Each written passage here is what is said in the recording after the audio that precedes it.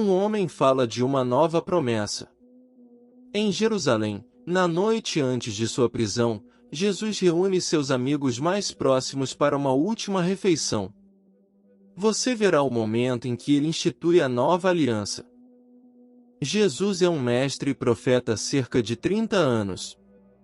Ele conhece as Escrituras e o caminho que o aguarda. Nesta noite ele age com propósito, ciente de que a hora do sofrimento e da promessa se aproxima. Os 12 discípulos são pescadores, cobradores de impostos, homens de vida simples e temperamentos diferentes. Eles seguem Jesus de perto, esperando a restauração do reino, mas nesta noite o medo e o equívoco crescem entre eles.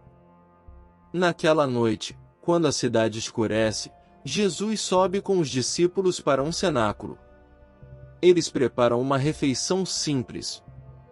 O momento pesa porque Jesus fala sabendo que a cruz está próxima e que ele estabelecerá uma aliança através do que eles farão à mesa. Nesse mesmo cenáculo, Jesus lhes diz claramente que um entre eles o trairá. Cai um silêncio. Os discípulos ficam atônitos porque a traição é inimaginável de alguém tão próximo. Esse momento desvela a fragilidade humana até mesmo entre os fiéis. Enquanto as palavras ecoam, os discípulos sussurram entre si, cada um perguntando: sou eu?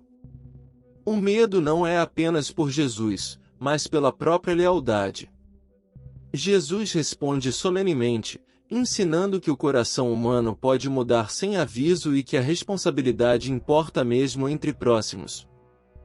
Logo depois, Jesus molha o pão e o dá a Judas.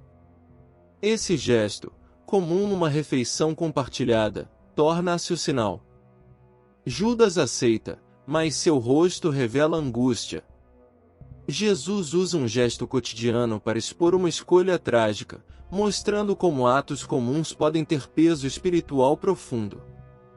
Enquanto a refeição segue, Jesus toma o pão, o abençoa, o parte e o distribui, dizendo que este é o seu corpo dado por eles.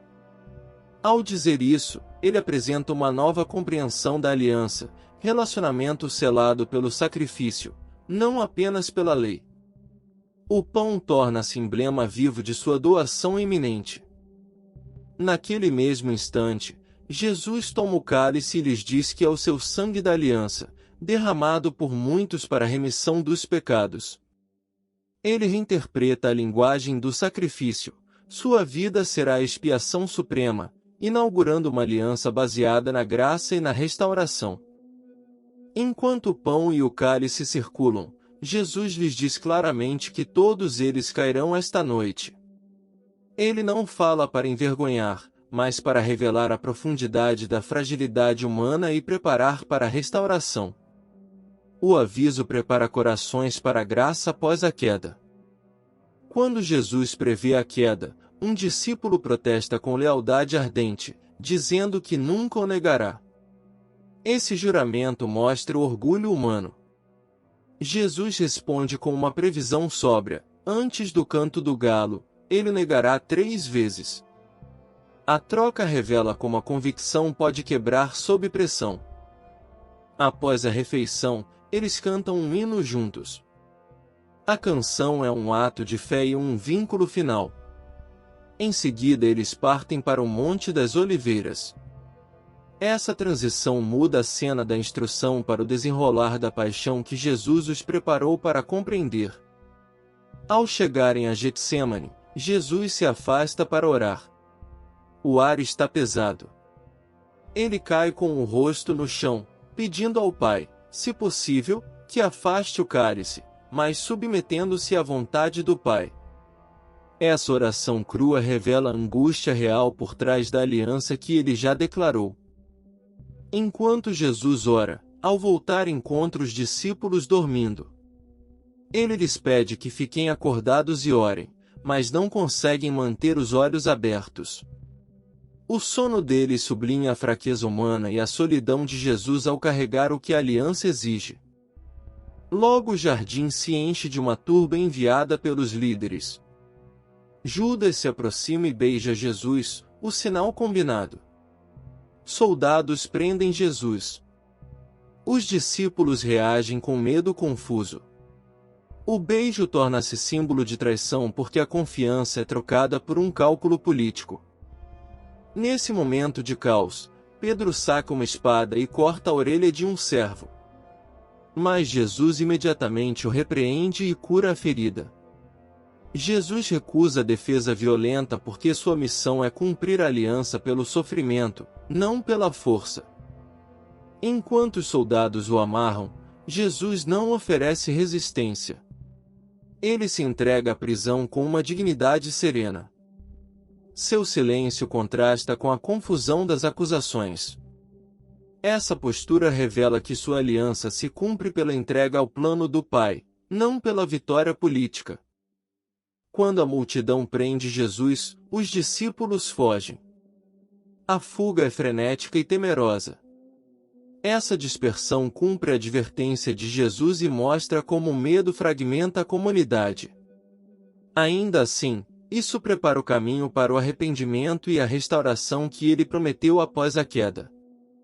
Ao amanhecer, Pedro segue à distância, mas nega conhecer Jesus 3 vezes quando pessoas o interrogam. O galo canta e a lembrança o atinge. Suas negações mostram como o medo pode vencer votos anteriores, e seu pesar inaugura o primeiro passo rumo ao arrependimento. Após a prisão, Jesus é levado ao concílio. Os líderes buscam acusações para justificar a morte. Eles exigem respostas e torcem as palavras.